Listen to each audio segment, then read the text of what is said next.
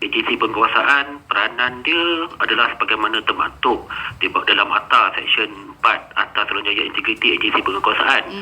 Yang saya boleh rangkumkan, yang utama, pertama, kita ni menerima dan menyiasat aduan. Menerima dan menyiasat aduan salah laku terhadap yang dilakukan oleh agensi penguatkuasaan atau pegawai penguatkuasaan. Itu yang pertama. Keduanya, kita juga diberi kuasa untuk membuat audit dan juga pemantauan tata cara operasi agensi penguatkuasaan. Keempat, kita juga membuat kajian dan seterusnya membuat pengesyuran penambahbaikan undang-undang dan juga tata cara. Keempat adalah kita membuat kempen kesedaran pendidikan mengenai integriti, khususnya kepada agensi penguatkuasaan. Dan yang terakhirnya adalah kita juga diberi kuasa untuk membuat lawatan dan juga pemeriksaan ke atas premis-premis agensi penguatkuasaan. Itu biasanya ada 8, tapi secara ringkasnya ada 5. Okey, baik, itu sedikit mengenai fungsi Suruhanjaya Integriti Agensi Penguatkuasaan, ya. Okey, jadi mungkin secara ringkas juga boleh Cik Kamal kongsikan kepada kami berapakah agensi penguatkuasaan negara ini yang tertakluk di bawah bidang kuasa EAIC ini? EAIC diberi kuasa untuk memantau berdasarkan Undang-Undang Akta 700 itu sebanyak 21 buah agensi penguatkuasaan. Ia berdasarkan Seksyen 1.4 dan juga jadual kepada Akta. So, antara 21 tu adalah Agensi Antarjadah Kebangsaan, Agensi Maritim Malaysia, RELA, Polis Diraja Malaysia, Jabatan Alam Sekitar, Jabatan Immigration Malaysia, Jabatan Kastam Diraja Malaysia, Jabatan Keselamatan dan Kesihatan Pekerjaan, Jabatan Pendaftaran Negara, Jabatan Penerbangan Awam, Jabatan Pengangkutan Jalan JPJ, Jabatan Perhubungan Perusahaan, Jabatan Perikanan, Jabatan Perlindungan Hidupan Liar dan Taman Negara Perhilitan, Jabatan Tenaga Kerja, kemudian Kementerian Kesihatan Bahagian Penguatkuasaan, Unit Penguatkuasaan Bahagian Perizinan Kementerian Pelancongan Malaysia, Kementerian Perdagangan Dalam Negeri, Koperasi dan Kepenggunaan KPDNKK Bahagian Penguatkuasaan, dan Kementerian Perumahan dan Kerajaan Tempatan Bahagian Penguatkuasaan. Itu antaranya, ya? Itu antaranya. Okey, baik. Dan antara lain lagi yang kami ingin tahu, ya, Encik Kamal, antara jenis-jenis atau contoh salah laku yang boleh diadukan kepada EAIC ini, dan siapa yang boleh buat aduan ni, dan adakah mengadu atau saksi diberikan perlindungan? Itu kita nak tahu. Okey. Jenis-jenis salah laku kita telah digariskan dalam Akta 700 di bawah Seksyen 24 yang mengatakan ruang lingkup salah laku. Terdapat 2, 3, 4, 5, 6, 7 jenis salah laku. Secara ringkasnya adalah pertama, agensi penguatkuasaan atau agensi penguasa tindakan yang diambil atau tidak diambil bersalahan dengan undang-undang. Maksudnya dia ambil tindakan tidak ikut undang-undang. Sebagai contohnya, kalau pihak polis sebagai contoh, bila tangkap orang, dia kena bagi tahu alasan tangkapan. Tapi dia tak maklum, itu dah menjadi satu berlawanan dengan undang-undang bertulis. Okey, keduanya, tindakan yang diambil atau tidak diambil oleh pegawai berkuasa yang dianggap tidak munasabah, tidak adil, menindas atau diskriminasi. Sebagai contoh, tidak munasabah ni, sebagai contoh ni, dia melewat-lewatkan tindakan ataupun siasatan. Tidak adil, sebagai contohnya, dengan orang A dia ambil tindakan, tapi yang B dia tak ambil tindakan. Sebagai contoh, itu sebagai contohlah. Yang ketiga, tindakan yang diambil atau tidak diambil atas motif tidak wajar, alasan yang tidak berkaitan atau pertimbangan yang tidak berkaitan. So maksudnya yang ini umumnya adalah seperti menyalahgunakan kuasa. Okey. Yang keempat, tindakan yang diambil atau tidak diambil oleh pegawai berkuasa berdasarkan kesilapan undang-undang atau fakta. Sebagai contoh, berdasarkan fakta sepatutnya dia tangkap A, tapi dia tahu fakta tu tapi dia tangkap B. So lakunya kesilapan fakta dekat situ. Okey. E, tindakan yang diambil atau tidak diambil oleh pegawai penguasa yang alasan patut diberikan tetapi tidak diberikan. Sama juga sebagai contohnya yang tentang tangkapan tadi. Dia dia perlu bagi alasan, tapi dia tak bagi alasan. Itu juga boleh dianggap sebagai salah satu salah laku. Seterusnya yang keenam, kegagalan pegawai penguasa untuk mengikuti kaedah atau tata cara. Maksudnya pegawai penguasa ni diorang tak ikut diorang punya standing operating procedure, standard operating procedure. Sebagai contoh, apabila dia terima satu aduan, dalam masa 24 jam dia kena memberi maklum balas aduan telah diterima. Jadi pengadu dapat tahulah aduan saya ni dah terima ke belum. Tapi yang pentingnya dalam SOP agensi penguasa tu ada menyatakan dalam masa 24 jam hendaklah memaklumkan kepada pengadu aduan telah diterima. Dia tak patuhi. Itu menjadi salah satu salah laku. Dan yang terakhir adalah pelakuan apa-apa kesalahan jenayah. Maksudnya orang awam juga boleh buat aduan pada kami AIC kalau terdapat ada disyaki agensi penguasa ataupun penguasa melakukan kesalahan jenayah. Sebagai contoh, rasuah, memukul dan sebagainya. Itu basically itu adalah secara ringkasnya salah laku. Siapa yang boleh buat aduan? Siapa? Actually, ikut section 23 mengatakan bahawa sesiapa saja boleh buat aduan. So, tidak semestinya mangsa saja yang boleh buat aduan, tapi orang yang bagi pihak pun boleh. So, sebagai contohnya, contohnya ada adik saya buat laporan polis. Mengatakan begitu, tapi polis gagal untuk memberi maklum balas kepada dia lewat. Jadi saya dapat tahu adik saya tak buat aduan, saya pun boleh buat aduan bagi pihak adik saya. Gitu. Selain itu, orang awam yang nampak kejadian salah laku di tempat awam pun boleh buat aduan pada kami. Okey.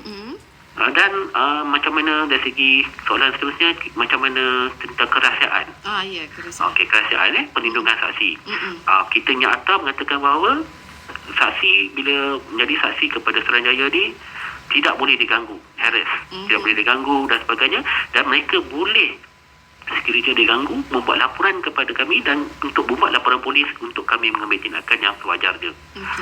Dari segi kerahsiaan, kita ada penunjukan seksyen 52 yang menyatakan bahawa identiti maklumat adalah dirahsiakan daripada kita hebahkan, kita dedahkan kepada orang awam secara terbuka. Dia ada, jadi kerahsiaan identiti dan juga maklumat yang diberikan adalah dijamin bawah seksyen 52 Akta 700. So, jadi tak perlulah risau kata identiti akan didedahkan dan sebagainya. Secara umum. Gitu. Okey, baik. Saya ringkas lagi, Cik Kamal, bagaimana aduan diproses dan pengendalian siasatan itu sendiri? Okey. So, proses kerja kita, aduan diterima. Bila aduan diterima, kita akan membuat satu siasatan awal dulu. Mengesahkan aduan tu ada asas, kita dapatkan mungkin keterangan awal daripada pengadu, dapat kepriman asas. Selepas itu, kita akan bentangkan aduan tersebut dalam satu jawatan aduan untuk kita tengok nilai adakah berasas atau tidak. Dan selepas jawatan aduan ini membuat satu keputusan, ia akan dibawa kepada mesyuarat Suruhanjaya penuh yang dia akan dianggotai oleh 7 orang pesuruhjaya. Di situlah mereka akan nilai sama ada terdapat asas ataupun tidak. Sekiranya tidak asas, kita tolak. Sekiranya ada asas, kita buat siasatan penuh dan juga membuat arahan lanjut. Dan sekiranya sebagai contoh ada asas salah laku, ada kesalahan salah laku, Suruhanjaya akan kemudian mencadangkan satu tindakan tata tertib diambil ke atas anggota penguasa tersebut, termasuk juga cadangan apakah bentuk hukuman yang sesuai dikenakan. Lepas itu kita maklum kepada pihak berkuasa tata tertib agensi berkenaan untuk tindakan, dan kita pantau tentang tindakan yang diambil. Itu secara ringkasnya tentang proses siasatan yang dijalankan dekat EIIC. Okey. Jadi selain daripada itu, selain daripada menerima dan menyiasat aduan salah laku di kalangan pegawai atau agensi penguasaan ni, apakah usaha lain yang dilakukan oleh EAIC ni sendiri, Cik Kamal, untuk memantau salah laku di kalangan pegawai penguat kuasa itu? Sebagaimana saya nyatakan mengenai salah satu fungsi tadi adalah kita membuat kesedaran pendidikan dan sebagainya. So kita selalu mempunyai perbincangan dengan agensi penguasaan. Sebagai contoh, inilah kita akan adakan di Melaka pada 2 dan 3 hari bulan 6 nanti, di mana kita akan adakan sesi dialog dengan agensi penguasaan yang di bawah seliaan di EIIC. So kita akan panggil 21 agensi yang di bawah EIC Zon Selatan berkumpul berdialog dengan kami. Itu dan juga kita ada buat aktiviti lain dengan agensi, sebagai contoh bagi ceramah dan sebagainya. Itu kepada agensi penguasaan. Untuk orang awam, kita adakan pada 3 hari bulan sesi EIC dan anda. Kita buat di MTC Melaka pada 3 hari bulan dari pukul 9 pagi hingga 4 petang, di mana kita berjumpa dengan orang awam. Kita dedahkan apakah peranan EIC dan sebagainya, dan kita adakan kaunter, kita adakan penerangan, dan juga kita mengambil peluang perjumpaan tersebut untuk orang awam membuat aduan sekiranya ada. Itu yang kita akan buat, salah satu cadangan yang kita buat lah.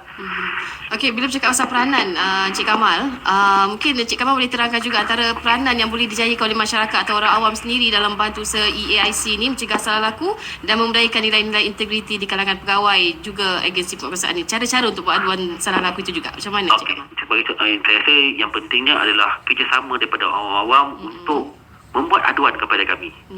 Boleh sekiranya berlaku salah laku di kalangan agensi penguasaan, hati membuat aduan kepada kami, dan kita boleh siasat, kita boleh pantau dan sebagainya. Selain daripada itu adalah tentang adalah dengan orang awam terlibat dengan aktiviti-aktiviti yang kami jalankan.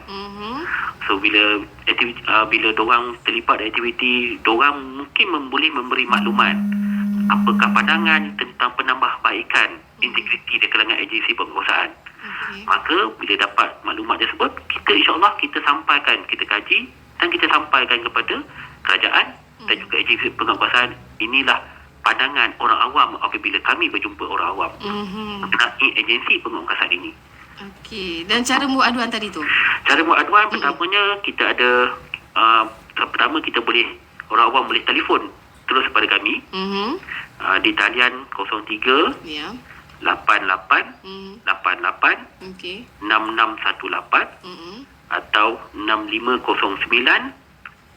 atau 2184 pada hari bekerja daripada 8 pagi 5 petang. Boleh juga email kepada kami. Dalam kami punya website ada, dalam laman sesawang ada menyatakan email, so boleh email kepada Suruhanjaya. Kemudian boleh datang sendiri ke pejabat kami di Putrajaya.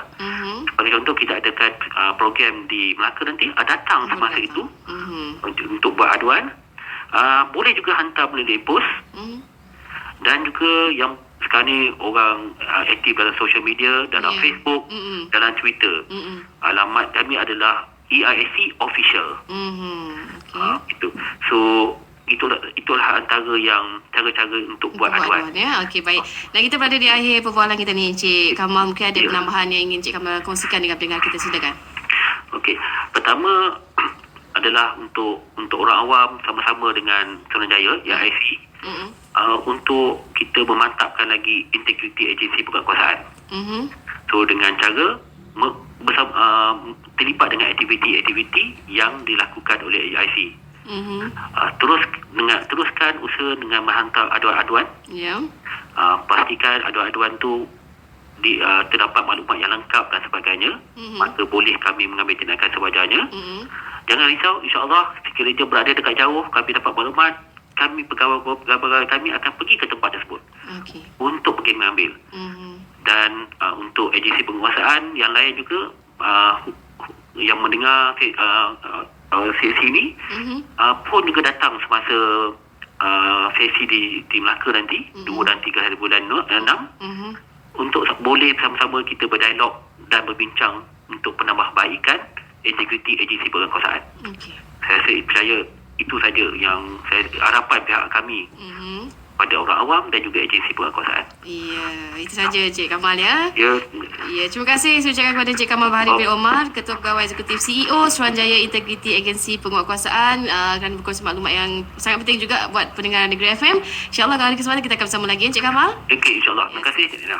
Sama-sama. Assalamualaikum. Waalaikumsalam warahmatullahi wabarakatuh. Ya, selamat siang saudara, bersama dengan saya dalam seleksi. Jangan lupa hantarkan permintaan anda. InsyaAllah akan saya tunaikan satu persatu sehingga jam 1 tengah hari nanti. Terus dengan